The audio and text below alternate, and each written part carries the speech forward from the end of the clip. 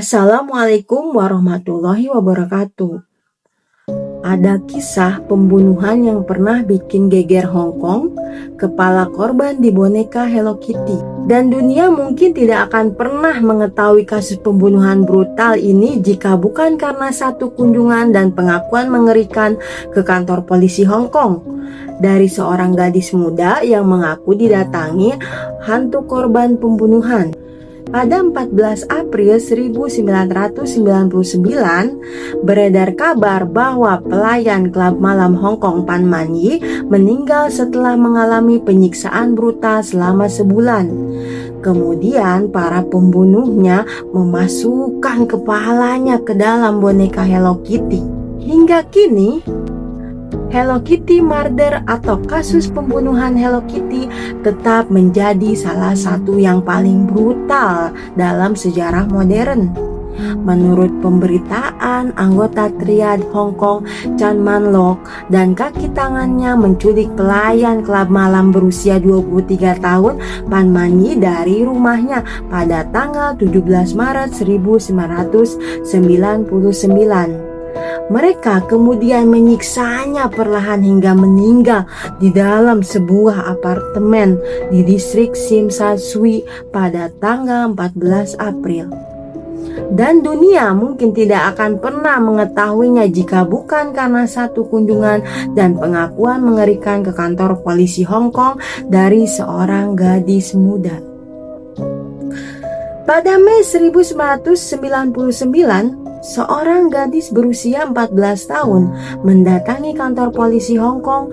Ia mengatakan kepada petugas bahwa selama beberapa minggu terakhir ia terus-menerus diganggu hantu seorang wanita yang diikat dengan kabel listrik dan disiksa hingga tewas.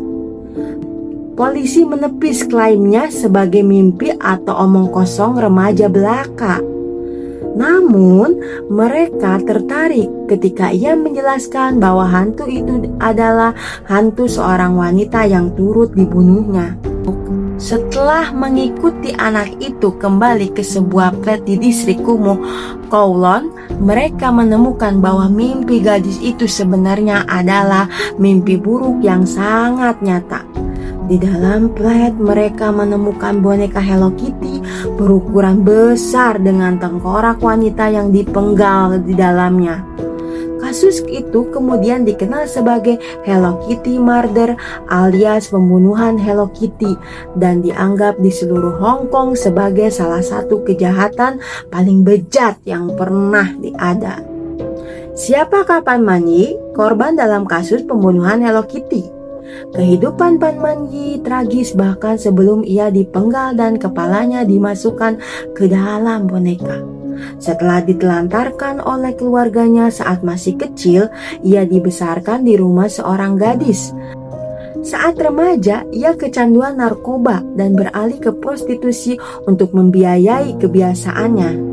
Pada usia 23 tahun, ia berhasil mendapatkan pekerjaan sebagai pelayan di sebuah klub malam, meskipun ia masih berjuang melawan kecanduannya.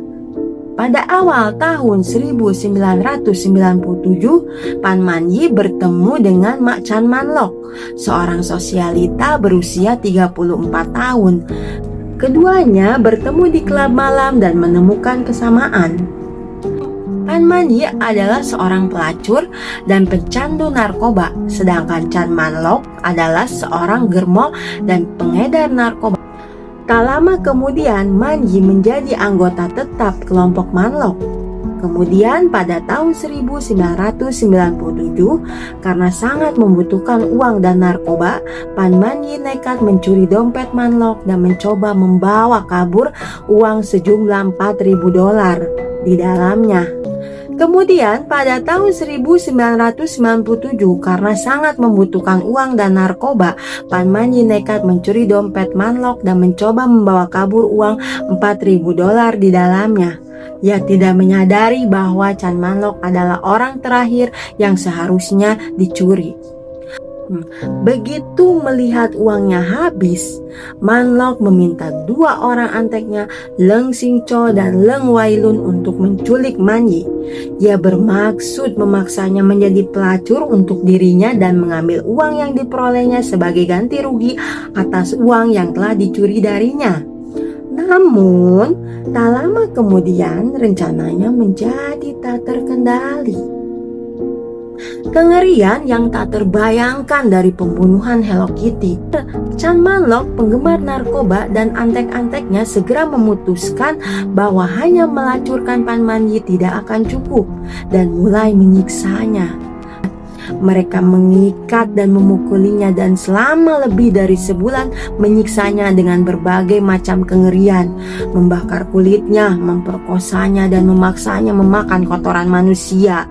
Meskipun penyiksaan terhadap Pan Man Yi sudah cukup mengerikan, mungkin yang lebih mengerikan adalah kisah seorang gadis berusia 14 tahun yang melaporkan pembunuhannya ke polisi. Ia tidak hanya bertanggung jawab atas pelaporan para penyiksa, tetapi ia sendiri juga salah satunya. Dikenal hanya sebagai Ahpong, kemungkinan nama samaran yang diberikan kepadanya oleh pengadilan Hong Kong, gadis berusia 14 tahun itu adalah pacar Chan Manlok. Meskipun pacar mungkin merupakan istilah yang tidak umum, kemungkinan besar gadis itu adalah salah satu pelacurnya. Pada suatu ketika Apong mengunjungi trio penyiksa di apartemen Manlok, dia menyaksikan Manlok menendang kepala Man Yi sebanyak 50 kali. Apong kemudian ikut serta memukul kepala Man Yi. Meskipun rincian tentang tingkat penyiksaan yang dilakukan oleh Apong tidak dirilis sebagai bagian dari kesepakatan pembelaannya, penyiksaan itu tidak diragukan lagi, sangat luas. Ketika ditanya tentang penyiksaan itu, dia menjawab, "Saya merasa itu hanya untuk bersenang-senang." Begitulah katanya. Setelah sebulan disiksa oleh Apong, mengetahui bahwa Pan Man Yi telah meninggal dunia dalam semalam, Chan Manlok dan antek-anteknya berpendapat bahwa dia meninggal karena overdosis metamfetamin yang dia konsumsi sendiri. Meskipun sebagian besar ahli berspekulasi bahwa luka-lukanya lah yang akhirnya membunuhnya. Mereka hanya berspekulasi karena tidak ada cara untuk mengetahui dengan pasti. Setelah mengetahui bahwa Pan Man Yi sudah meninggal, para antek memindahkan tubuh Man Yi ke bak mandi apartemen dan memotong-motongnya dengan gergaji. Kemudian mereka merusak potongan-potongan tubuhnya untuk mencegahnya membusuk dan mengeluarkan bau daging busuk. Dengan menggunakan air mendidih di kompor yang sama tempat mereka memasak makan malam, para pembunuh merebus potongan-potongan tubuhnya dan membuangnya bersama sampah rumah tangga. Sangat mengerikan. Orang-orang ini sangat sadis, membunuh Pan Man Yi sampai mereka harus merebusnya.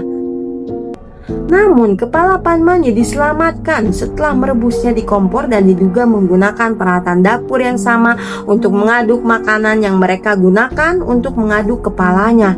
Mereka menjahit tengkorak yang telah direbus ke dalam Hello Kitty Mermaid, boneka putri duyung Hello Kitty yang sangat besar.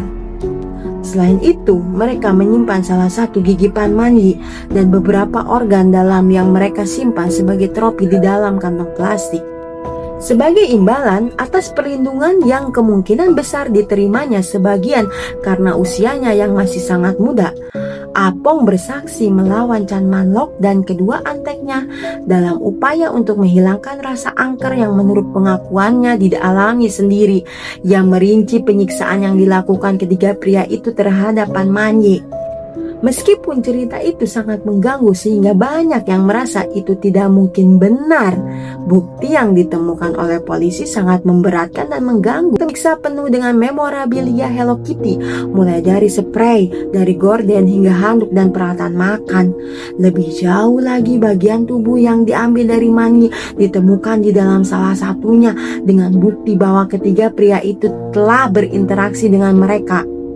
Karena kondisi bagian tubuh Pan Man yang tersisa sudah dimasak, polisi dan pemeriksa medis itu tidak dapat menentukan penyebab kematian. Kendati demikian, tidak diragukan lagi bahwa ia mengalami penyiksaan yang tak terlukiskan pedihnya, dan bahwa ketiga pria tersebut telah menimbulkan banyak kerusakan pada tubuhnya.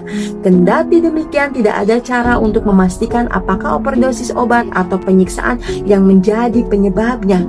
Ketiganya kemungkinan dihukum bukan atas pembunuhan, tetapi pembunuhan berencana, karena juri percaya bahwa meskipun mereka telah menyebabkan kematiannya, kematian bukanlah tujuannya. Dakwaan atas kasus pembunuhan Hello Kitty tersebut membuat publik Hong Kong terguncang.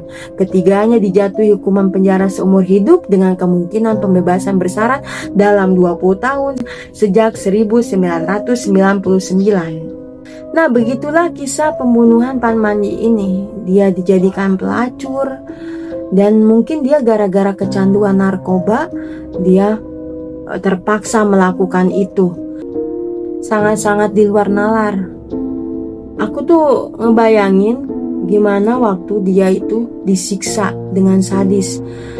Bagaimana dia waktu pembunuhan itu terjadi. Tapi anehnya kejadian itu tuh di apartemen. Tapi kenapa tidak ada saksi mata bahwa dia itu dibunuh? Mungkin kan kalau misalkan di apartemen ada satu tembok, pasti terdengarlah jeritan-jeritan. Yang itu kan yang menjadi misteri sampai sekarang. Tapi untunglah tersangkanya itu sudah diadili juga oleh kepolisian Hong Kong. Jadi mungkin gara-gara pelakunya itu tuh nggak tahan melaporkan ke polisi karena dia diganggu hantunya si Pan Man ini. Makanya terkuaklah kasus pembunuhan ini, teman-teman. Baiklah, nanti kita cerita lagi tentang kasus pembunuhan-pembunuhan di seluruh dunia yang sudah terungkap maupun yang belum terungkap sampai sekarang. Oke, wassalamualaikum warahmatullahi wabarakatuh.